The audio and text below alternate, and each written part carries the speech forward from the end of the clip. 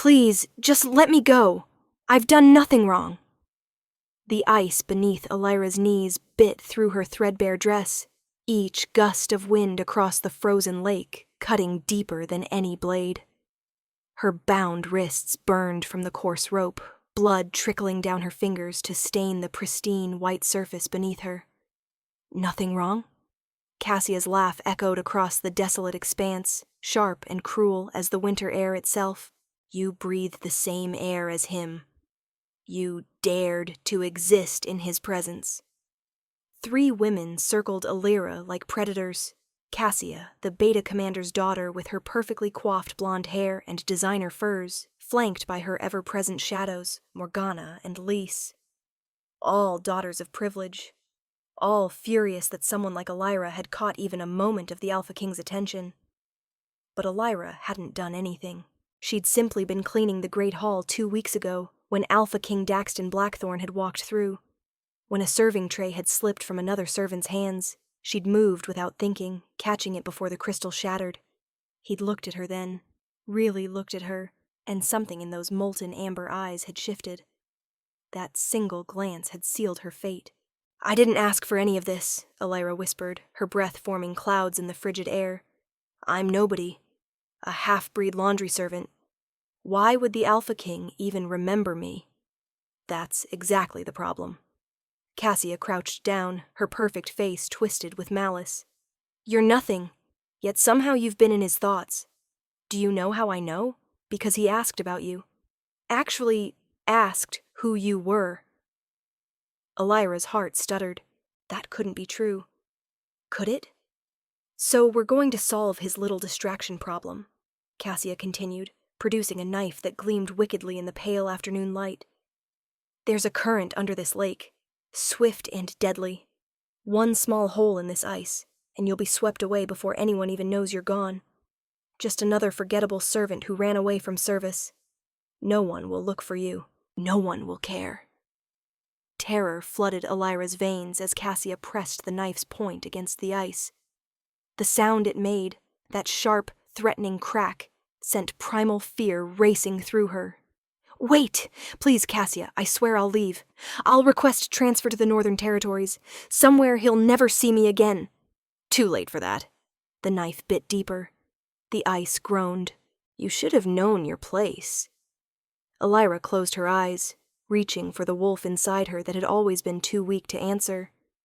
Her mother had been Pack, but her father had been human. A scandal that had left her with dulled senses. A wolf that barely stirred, and a permanent position at the bottom of the Pack hierarchy. She was Omega at best, possibly not even that. Invisible. Disposable. But in this moment, facing death on this frozen lake, something ancient and fierce flickered to life in her chest.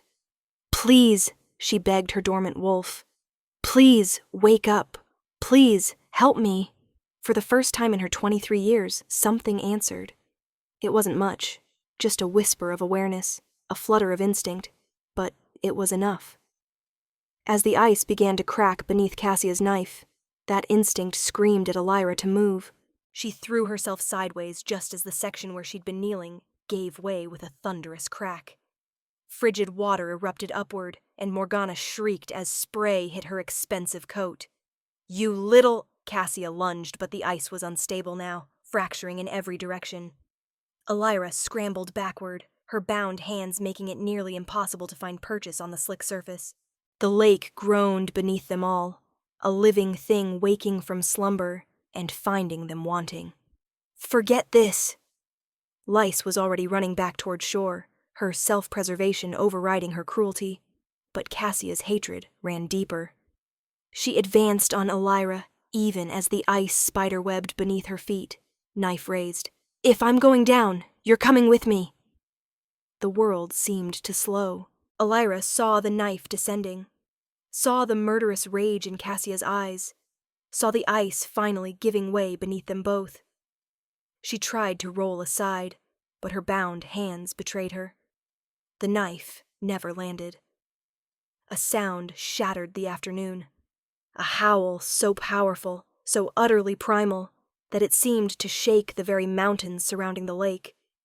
It reverberated through Alira's bones, through the ice, through the air itself. Cassia froze, her face draining of color. No, that's not possible. He's at the northern border. The impact hit like an avalanche. A massive figure landed between them with such force that the ice should have shattered completely. But somehow it held, as if reality itself bent to his will. Alpha King Daxton Blackthorn rose to his full height, and Alira's breath caught in her throat. She'd seen him from a distance, of course. Everyone in the Silver Peak pack had caught glimpses of their king, but nothing had prepared her for the reality of him this close. He stood well over 6.5 feet tall, his frame impossibly broad, with heavily muscled shoulders that strained against the black shirt he wore. His arms were corded with defined muscle, veins visible beneath tanned skin that seemed to glow with barely contained power. Every inch of him radiated lethal strength, from his carved chest visible beneath his partially unbuttoned shirt, to the rigid muscles of his abdomen, to the powerful legs braced in a protective stance. His face was brutally handsome, all sharp angles and masculine beauty, a strong jawline covered with dark stubble, high cheekbones, a straight nose that had probably been broken at least once. Dark brown hair, nearly black, fell in tousled waves to his collar, with that perfect untamed quality that made you want to run your fingers through it. But it was his eyes that stole Alira's ability to think. They glowed molten amber, practically burning with an inner light, and in this moment they were more wolf than man. His pupils had elongated, predator instincts fully engaged. As she watched, frozen in place, his ears shifted, becoming pointed and furred, undeniably wolf. His hands, gripping Cassia's wrist with enough force to make her drop the knife, bore claws instead of fingernails. He was in that in-between state, human and wolf, merged into something utterly devastating, and those burning amber eyes weren't looking at Cassia. They were locked on Alira. "Mine," he growled, his voice so deep it resonated in her chest. "You dared touch what's mine." Cassia stumbled backward as he released her, shock and terror warring on her face. "Alpha King, she's just a servant. I didn't know. His laugh was devoid of humor, sharp canines visible when he spoke. "You thought you could attack someone under my protection, and there would be no consequences?" "Protection? But she's nobody. A half-breed who is my mate." The words fell like stones into still water, sending ripples of shock through everyone present. Morgana, who'd been trying to edge toward shore, froze. Lise, already on the bank, gasped audibly, and Alira's world simply stopped. That couldn't be right. She was Omega, half-human, nothing special. Alpha King Daxton. Blackthorn was the most powerful wolf in 5 territories, from a bloodline so pure it supposedly traced back to the moon goddess herself. They couldn't be mates. The universe didn't make mistakes that enormous. "There must be some error," Cassia whispered, voicing what Alira herself was thinking. "The mate bond doesn't work that way. You're an Alpha King, pure-blooded nobility. She's everything." Daxton cut her off, and the reverence in his voice made Alira's eyes burn with sudden tears. "She's everything." He moved then, dropping to one knee beside Alira with a gentleness that seemed impossible from someone so large and powerful. Those glowing amber eyes met hers, and up close she could see they held flecks of gold, swirling with emotion so intense it made her dizzy. "I've been tracking your scent for 2 weeks, he said softly, one clawed hand reaching toward her face before stopping, hesitant. "From the moment you caught that tray in the Great Hall, your scent has been driving me mad. Wildflowers and mountain snow and something uniquely you. I've had trackers searching the entire territory trying to find you again." "I'm just a laundry servant," Alira breathed, unable to process what was happening. "I work in the basement levels. Why would you look for me?" "Because you're my mate." He said it with such absolute certainty, such raw possession, that something in her chest cracked open. My wolf knew it instantly. I should have claimed you that day. Should have announced it immediately, but I was trying to do things properly. Find out who you were, court you correctly, not terrify you with the mate bond before you were ready. His jaw clenched. I never imagined anyone would dare harm you in the meantime. His eyes shifted to the rope binding her wrists, and a low growl rumbled from his chest. Who did this? Before Elira could answer, he'd severed the rope with one careful slash of his claws. The moment her hands were free, he was examining them with devastating gentleness, his touch impossibly tender as he checked for damage. The blood, he murmured, and his eyes flashed bright gold. You made her bleed. The words were directed at Cassia, and they carried enough menace to make everyone on the lake flinch. Alpha King, please, I didn't understand. You brought my mate to a frozen lake, bound her hands, held a knife to her, and tried to drown her in freezing water. Each word was precisely enunciated, his voice dropping lower with each syllable. Tell me, Cassia Brennan, daughter of Beta Commander Brennan, why I shouldn't have you executed for attempted murder of the future queen. Future queen. The title made Elira's head spin. This had to be a dream. Or perhaps she actually had drowned, and this was some beautiful hallucination her dying brain had created.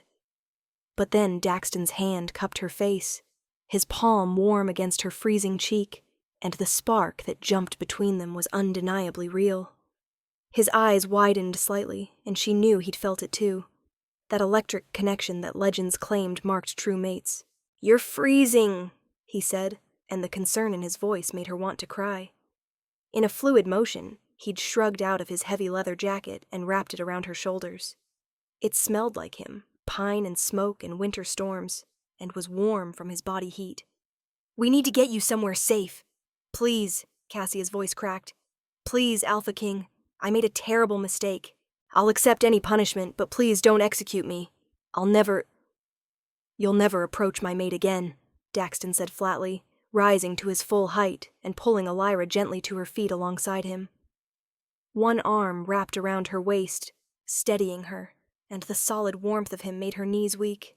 You'll never speak to her, never look at her, never exist in the same space as her if you can help it.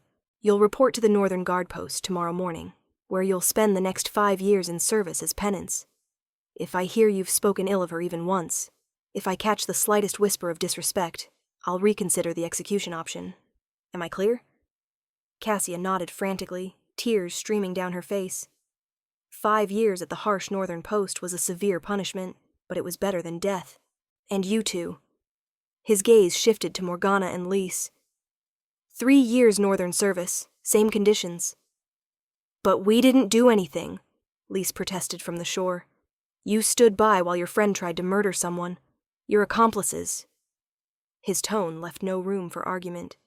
Be grateful I'm feeling merciful because my mate is alive and safe. Test me further, and that mercy will evaporate. No one dared argue. The 3 women fled toward shore, Cassia sobbing openly, and suddenly Elira was alone on the ice with the most powerful wolf in 5 territories, the alpha who claimed she was his mate. Can you walk? He asked gently, his fierce attention returning to her. I can carry you if I can walk, she managed, though her legs felt like water. The adrenaline was fading, leaving shock and confusion in its wake. But I don't understand. How did you find me? They said you were at the northern border. I was supposed to be, he confirmed, beginning to guide her carefully toward shore, his arm never leaving her waist. But this morning I woke with the most intense feeling that something was wrong. My wolf was going insane, demanding I return home. I've learned to trust those instincts. His jaw clenched. The second I crossed into our territory, I caught your scent on the wind. Fear and pain. My wolf took over. I honestly don't remember most of the run here. I just knew you were in danger and I had to reach you. He'd crossed half the territory in what must have been record time, driven by instinct to protect her. The impossibility of it made her dizzy. I still don't understand, she whispered as they reached the shore. Her teeth had started chattering, the cold finally setting in now that the immediate danger had passed. You're an Alpha King. Pure bloodline, descended from the moon goddess's own line according to the histories. I'm half human. My wolf barely exists. How can we possibly be mates? Daxton stopped walking, turning to face her fully. With careful movements, he reached up to tuck a strand of her dark hair behind her ear, his expression impossibly soft. The mate bond doesn't care about bloodlines or pack politics, he said. It cares about souls. And the moment I saw you in that great hall, my soul recognized yours. His thumb traced gently along her jaw, his touch reverent. I've been waiting my entire life to feel what I felt that day, like everything suddenly made sense. Like I'd been incomplete without even knowing it, and you were the missing piece. Tears spilled down Alira's cheeks before she could stop them. No one had ever looked at her the way he was looking at her, like she was precious, like she mattered, like she was worth crossing territories to save. I'm nobody, she sobbed, the words breaking. I sleep in the servant quarters. I spend my days washing other people's clothing and bed linens. I have no family, no status, no... You're everything, he repeated, and this time he did pull her fully into his arms, cradling her against his broad chest. You're brave. You tried to shift, I felt it. Even with your wolf suppressed, you fought to protect yourself. You're kind. I've been asking about you, and every servant says you're the first to help others, the last to complain. You're strong. You survived that attack when others would have broken. His hand stroked her hair, gentle and soothing. And you're mine. The moon goddess chose you for me, and I will spend every day of my life being worthy of that gift. Alira buried her face in his chest and let herself cry, great heaving sobs that she'd suppressed for years. Grief for the family she'd never known, exhaustion from constantly proving she deserved to exist, terror from how close she'd come to death, and overwhelming confusion about this impossible turn her life had taken. Through it all, Daxton held her. This devastating, powerful Alpha King stood on the shore of a frozen lake and cradled a crying half-breed servant like she was the most important thing in his world. I've got you, he murmured against her hair. You're safe now. I promise you, no one will ever hurt you again. Eventually, the tears slowed. Alira became aware of how she must look. Face blotchy, eyes swollen, his shirt probably soaked from her crying. But when she pulled back slightly to apologize, the look on his face stopped her. He was gazing at her like she hung the moon. There you are, he said softly, using his thumb to gently wipe away her remaining tears. I thought I'd lost you before I even really found you. I'm sorry, she whispered, for crying all over you. You probably have important things to do, and instead There is nothing more important than you, he cut her off firmly. Nothing. Do you understand me? Not politics, not pack business, not territory disputes. You are my priority now. The absolute certainty in his voice made something flutter in her chest. Hope, maybe. Or possibility. I don't know how to be a mate, she admitted. Especially not to an Alpha King. I don't know court politics or proper etiquette or how to... We'll figure it out together. His smile was devastating, transforming his fierce features into something boyish and warm. I should warn you, I don't know how to be a proper mate either. I'm too possessive. My wolf is extremely territorial, and I have a terrible tendency to growl at anyone who looks at you too long. Despite everything, Alira found herself smiling back. That sounds inconvenient. Extremely, he agreed. My advisors are going to hate it. Then his expression grew serious again. But I need to know, do you want this? Want me? The mate bond isn't a choice, but how you respond to it is. I'll never force you into anything. If you need time, if you want to take things slowly, if you need space to process all of this. I don't want space. The words tumbled out before Alira could second-guess them. I've spent my whole life in the shadows, invisible and unwanted. And now you're looking at me like I'm worth something. Like I matter. I don't understand it, but I don't want it to stop. The smile that broke across his face was radiant. You matter more than you know, and I'm going to make sure you never doubt that again. He glanced toward the sky, where the sun was beginning to set, painting everything in shades of orange and pink. We should get you warm and fed. The pack house has medical staff who should check you for hypothermia and— No, Elira said quickly, fear spiking through her. Please, not the pack house. Everyone there knows what I am. They'll never accept me as your mate. They'll say I used tricks or dark magic or— Then we'll go to my private residence, Daxton said immediately.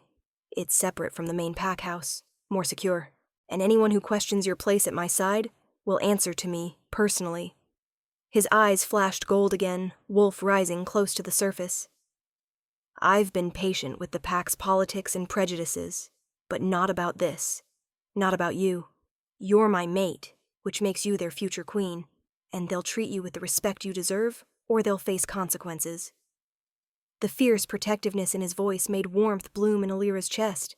She'd spent so long being dismissed, being invisible, that having someone willing to fight for her felt like a fantasy. Can you shift? He asked gently. The run to my residence would be faster in wolf form, but if your wolf isn't strong enough yet— She's not, Elira admitted, shame coloring her cheeks. I've only managed a partial shift once, and it hurt so badly I passed out. The pack healer said my human half is too dominant. Instead of the disappointment she expected, Daxton's expression filled with determination. That's because you've been suppressed. Half-breeds often have their wolves locked down by pack dynamics, by constantly being told they're lesser. But you're my mate, my equal. With the bond between us, your wolf should grow stronger. He crouched slightly, presenting his back.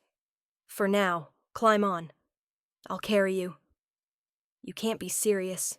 I'm not letting you carry me all the way to— He looked at her over his shoulder, one eyebrow raised, and his expression was pure alpha male. Would you prefer I throw you over my shoulder? Despite herself, Elira laughed, a sound that surprised them both. That seems undignified for a future queen. Then climb on, my stubborn mate. The warmth in how he said my mate sent pleasant shivers down her spine. Carefully she moved closer and wrapped her arms around his neck. He reached back, hooking his arms under her legs, and lifted her as if she weighed nothing. Hold tight, he murmured, and then he was shifting. It was the most beautiful thing Elira had ever seen. His body flowed like liquid shadow, bones restructuring, muscles reforming, dark fur rippling across his skin. But unlike a full shift, he maintained his humanoid form, just larger now, more powerful, with prominent wolf ears and a partial muzzle. His hands where they gripped her legs were tipped with claws, and she could feel the raw strength in his transformed state. He was massive in this form, easily 7 feet tall, all rippling muscle and primal power, and she was wrapped around him, held secure in his grip. Ready? His voice was deeper now, rougher. Elira nodded against his shoulder, and then he was running. The world became a blur of speed and movement. Trees whipped past, the frozen landscape transforming into streaks of white and brown. Daxton moved with fluid grace despite his size, each stride eating up impossible distances. The wind stung her face, but his body shielded her from the worst of it, and his warmth seeped through her borrowed jacket. She should have been terrified. Instead, she felt safer than she ever had in her life.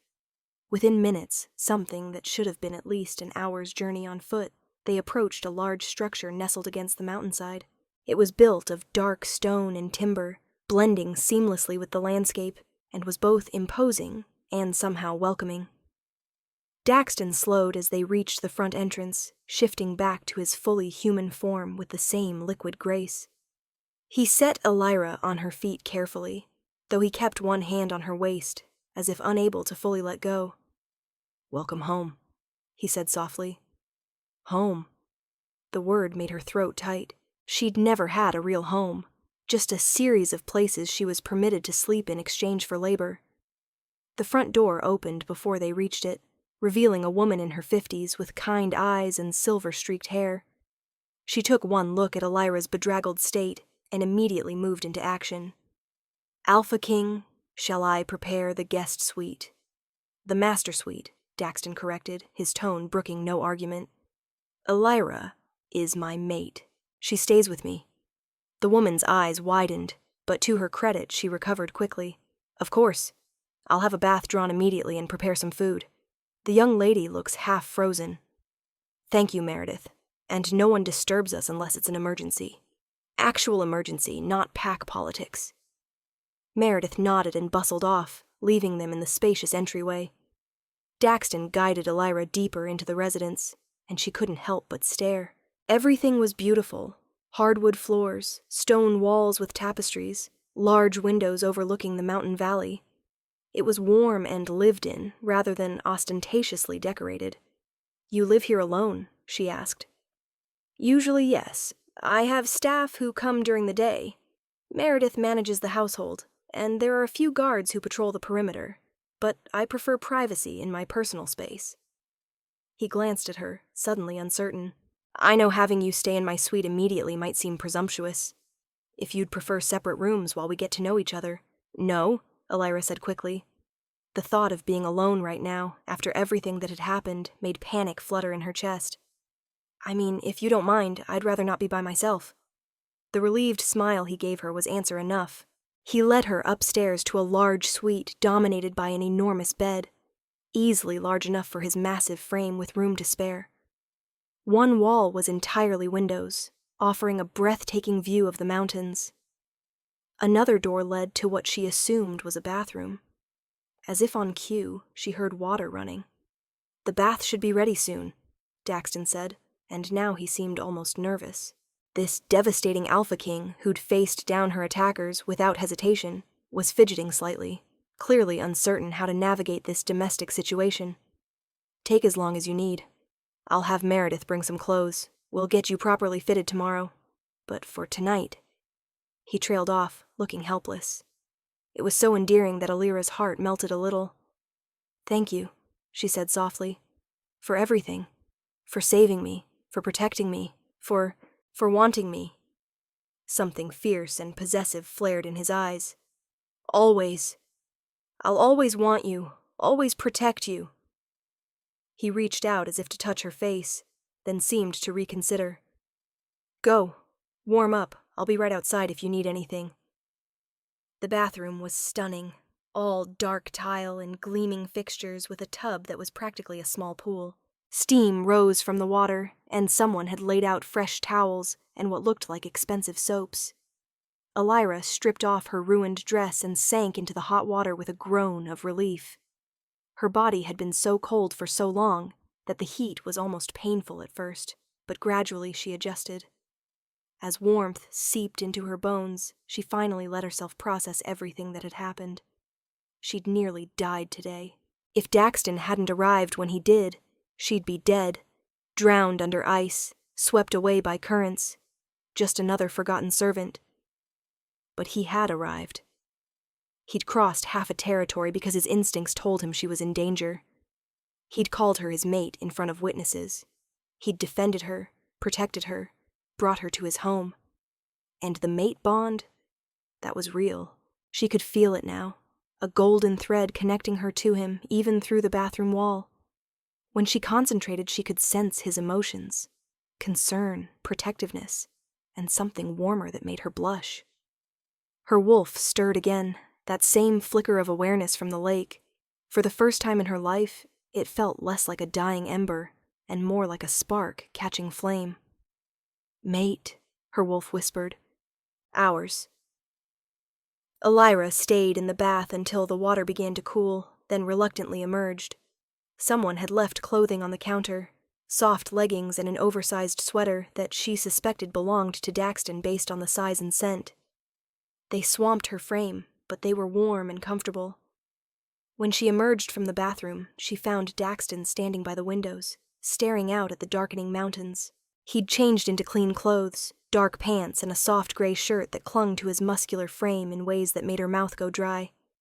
He turned when he heard her, and the look on his face when he saw her wearing his clothes was almost predatory. You look better, he said, his voice slightly rough. Warm? Much better. She moved closer, drawn to him like a magnet. Thank you for the clothes. They look better on you than they ever did on me. His eyes had started glowing faintly again, Wolf rising close to the surface. Elira, I need you to understand something. Now that I've found you, now that I know you're my mate, my wolf is going to be extremely protective. I'm going to have to fight the urge to keep you locked away where nothing can harm you. If I'm too overbearing, you need to tell me. I don't think I'll mind, she admitted. I've spent my whole life having no one care where I am or what happens to me. Having someone worry about me sounds nice. He closed the distance between them in 2 strides, cupping her face in both hands. I more than worry about you.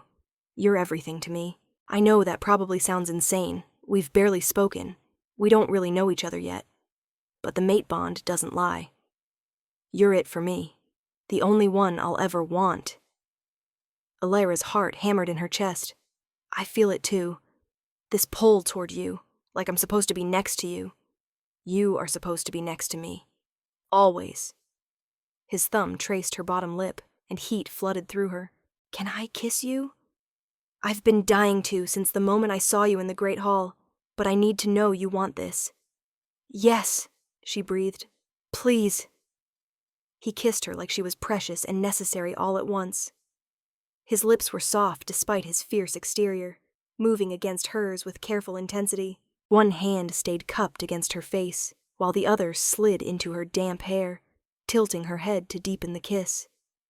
Elira's knees went weak, and she grabbed his shoulders for support, her fingers digging into solid muscle.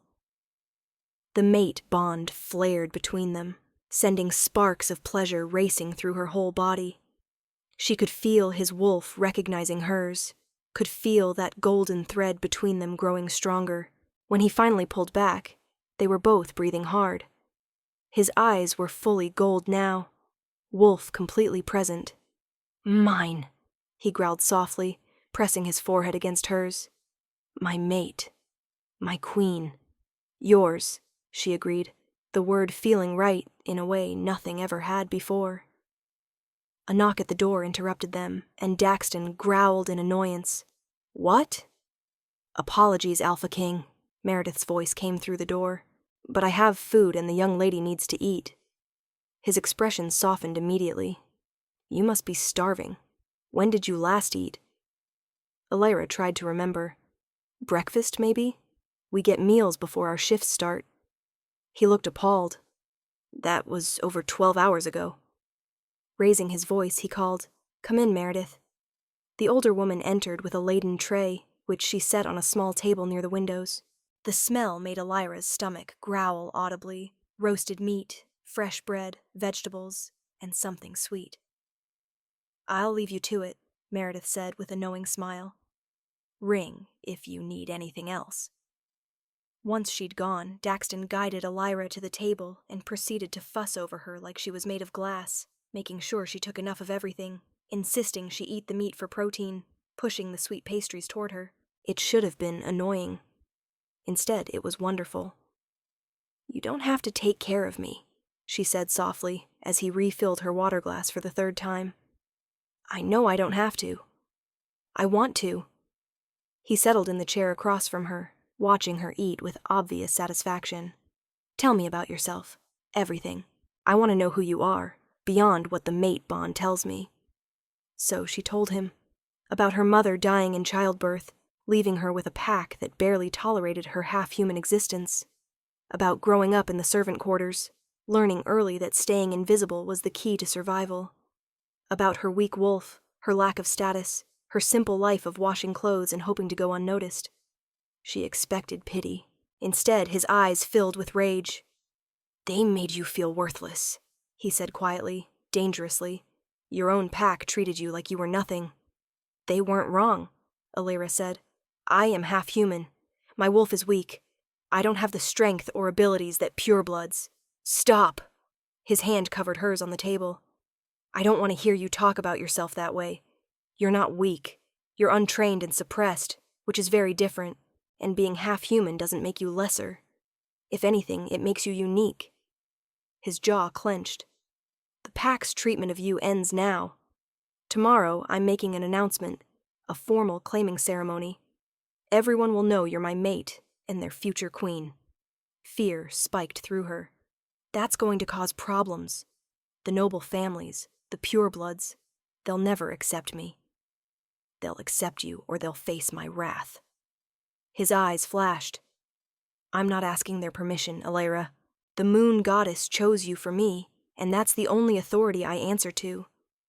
What if they're right, though? The words burst out before she could stop them. What if I'm not strong enough to be your queen?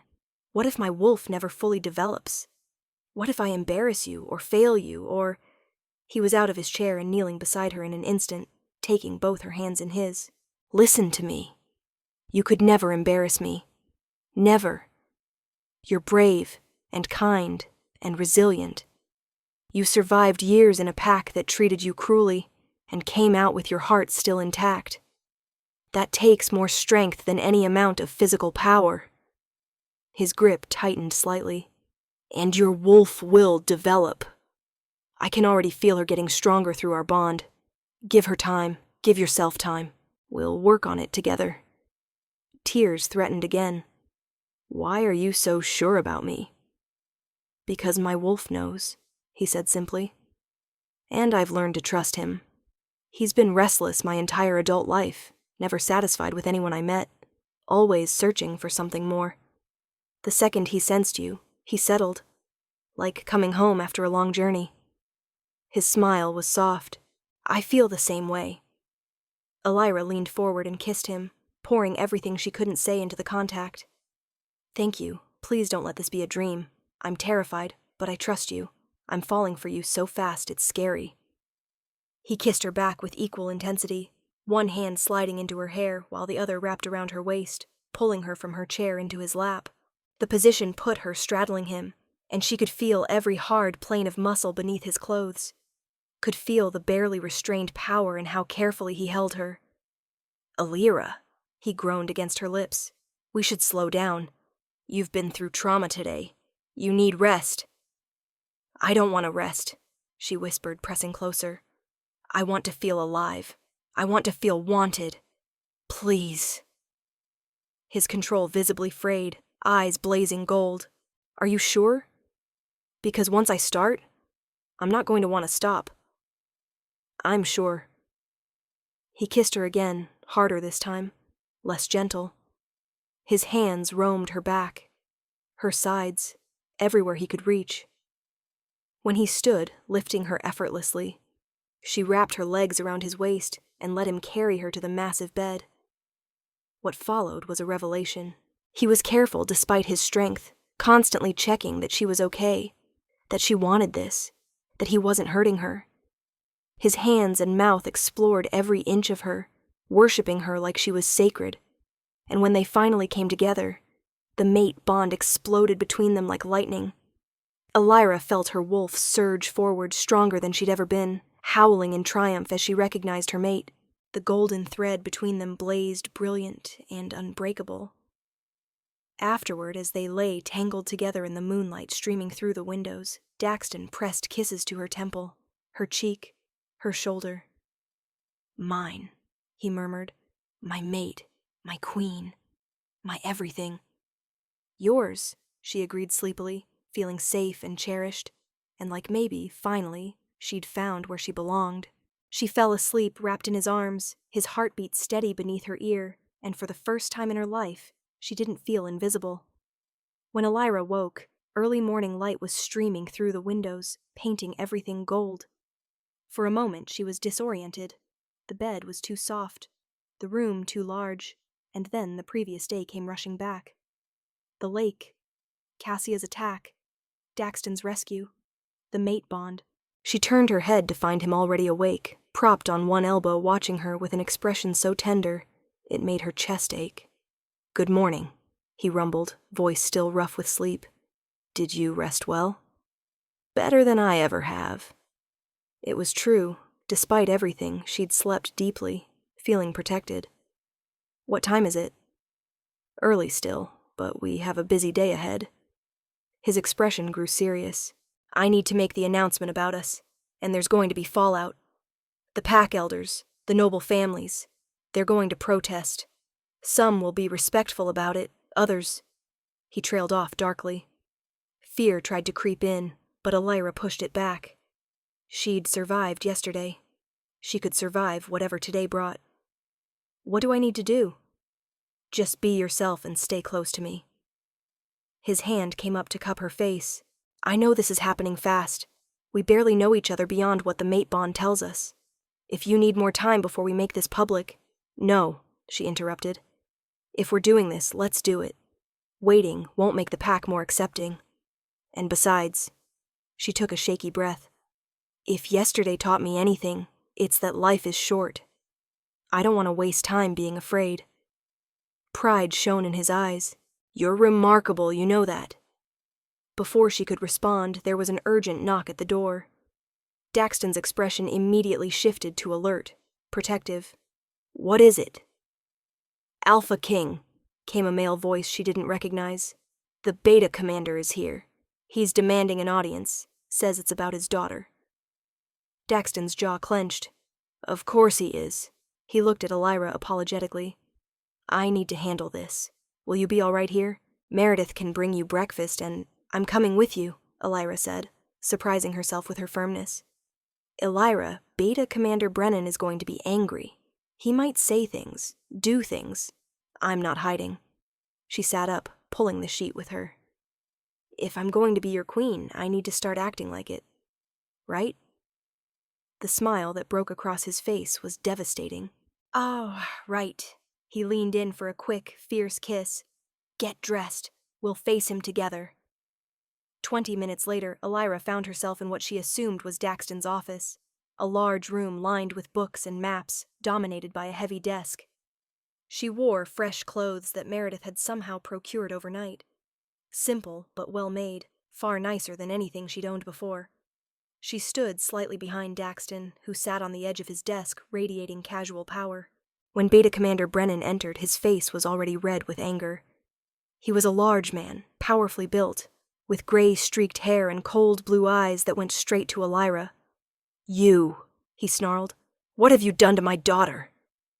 Careful, Daxton's voice was soft and deadly. You're speaking to my mate. That half-breed is not your mate. She's bewitched you somehow. Used dark magic or trickery. Enough. Daxton rose to his full height, and even Brennan took an involuntary step back. Your daughter tried to murder my mate. She brought her to a frozen lake, bound her hands, held a knife to her, and attempted to drown her. The only reason I haven't had her executed is because my mate is merciful and alive. Cassia would never— She's a good girl, well-bred, suitable for— She's a would-be murderer, Daxton cut him off.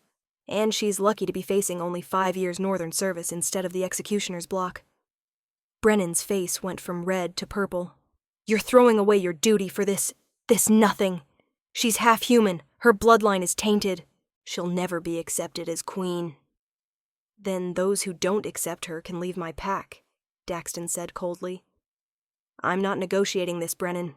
Elira is my mate, my true mate, chosen by the moon goddess herself. Anyone who harms her or disrespects her will face the same consequences your daughter is facing. This is insanity. The noble families will revolt. The pack will fracture. Let them try. Daxton's eyes flashed gold. I've been too lenient with pack politics, too willing to appease the nobles and their outdated notions of bloodline purity. That ends now. Elira is my mate and your future queen, and that's final. Brennan's gaze swung back to Elira, full of venom. You've destroyed everything. My daughter's future, the pack's stability, all because you couldn't stay in your place. Do not address her. Daxton moved forward, placing himself between them. You speak to me, not her. She should be in chains. She should be executed for witchcraft. One more word, Daxton said quietly, and you'll be joining your daughter at the Northern Post. Test me, Brennan. Please. The room fell silent except for Brennan's heavy breathing. Finally, he seemed to deflate slightly, realizing he was outmatched. You're making a mistake, he said, but the venom had faded to bitterness. That's my choice to make. Daxton's tone left no room for argument. "You're dismissed, and tell the other nobles. We're holding a formal gathering tonight. Everyone of rank will attend, and they'll meet their future queen properly." After Brennan left, slamming the door behind him, Daxton turned to Elira. She was shaking slightly, adrenaline coursing through her. "You did beautifully," he said, pulling her into his arms. "I know that was frightening." "He really hates me," she whispered against his chest. "He hates change. He hates that his daughter faced consequences. He hates that I'm not conforming to his expectations." Daxton tilted her face up to meet his gaze. "But his hate doesn't matter. What matters is this. Us. Our bond. Do you still want to go through with tonight's announcement?" Elira thought about the frozen lake, about Cassia's knife, about spending her whole life invisible and afraid. Then she thought about how Daxton looked at her, how he'd crossed a territory to save her, how he'd called her his everything. "Yes," she said firmly. "Let's show them who I am." His smile was fierce and proud. "That's my queen." The rest of the day was a whirlwind of preparation. Meredith brought in a woman to fit Elira for appropriate clothing, though the seamstress's obvious disapproval was palpable. Daxton worked with his advisors on the announcement, though Elira could hear raised voices through the walls at various points. As evening approached, nerves set in hard. "What if I embarrass you?" she asked as Meredith helped her into an elegant deep green dress that somehow made her dark hair and eyes more striking. "What if I say the wrong thing, or use the wrong fork, or—" "You'll be perfect," Daxton said from the doorway, and the look on his face when he saw her in the dress made her breath catch. He was dressed formally now, all black with silver accents that emphasized his powerful build. He looked like exactly what he was. A king. "I don't know how to be a queen," she whispered. Neither did any queen before their first day. He crossed to her, taking her hands. "Just be yourself. That's all I need." The gathering was held in the great hall, the same room where Elira had caught that tray weeks ago. But now, instead of being invisible among servants, she was walking in on Daxton's arm, every eye in the room fixed on her. The crowd was enormous, hundreds of pack members, all the noble families, the elders, the commanders. Elira recognized some faces from her years of service, saw shock and confusion ripple through the room. Daxton led her to the raised platform at the front, and the room fell silent. "Thank you all for gathering on short notice," he began, his voice carrying easily through the space. "I've called you here to make an announcement that will change the future of our pack." He turned to Elira, and his expression softened. "2 weeks ago, I met my true mate. The bond was instant and undeniable. Some of you may recognize Elira. She's been part of this pack for years, working in service. But her time in the shadows ends tonight." He raised her hand, and his voice rang with authority. "Elira is my mate, chosen by the moon goddess herself. She will be my queen, and you will show her the respect that position demands." The room erupted. Some gasps of shock, some murmurs of approval, but also angry shouts from the noble section. "She's half-human," someone yelled. "Her bloodline is impure. This is an insult to the pack's legacy." Daxton's eyes flashed gold, and his power rolled through the room like thunder. Every voice fell silent, every head bowed instinctively. "I don't recall asking for your approval," he said, voice deadly soft. "The mate bond is sacred, a gift from the moon goddess herself. Are you suggesting you know better than her?" No one dared answer. "Elira is my mate," he continued. "That makes her your queen, regardless of her bloodline or her past position. Anyone who has a problem with that is welcome to leave my pack. I won't force anyone to stay who can't show her proper respect." He pulled Elira closer to his side. "But know this, she has my full protection. Anyone who harms her, insults her, or undermines her will face my wrath personally. There will be no warnings, no second chances." His gaze swept the crowd. "We've been stagnant for too long, clinging to old prejudices about bloodlines and status. That ends with her. Alira represents a new future for this pack, one where worth is measured by character rather than breeding. Despite her nerves, Alira felt a surge of strength. These people had ignored her for years, and now they had to accept her as their queen. There was a certain justice in it. "Do you accept her?" Daxton demanded of the crowd. "Your future queen?" The response was mixed, some enthusiastic yeses from the younger pack members, and those of lower rank who saw hope in her rise. Reluctant acknowledgement from the nobles who valued stability over tradition, and stony silence from those like Brennan who would never truly accept her. But it was enough. It was a start. "Then it's settled," Daxton said. "The formal mating ceremony will be held in 3 weeks, giving everyone time to adjust to the new reality." He looked down at Alira with such open affection that she heard several people gasp, "And giving me time to properly court my mate." After the announcement, there was a reception of sorts, though many of the nobles left quickly, their disapproval obvious. But others approached, curious or welcoming. Younger pack members especially seemed excited, several women telling Alira quietly that her story gave them hope. Through it all, Daxton stayed at her side, a solid, protective presence.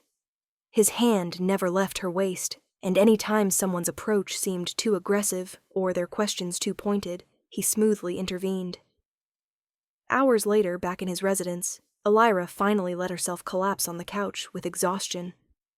"That was terrifying," she admitted. Daxton sat beside her, pulling her into his side. "You were magnificent.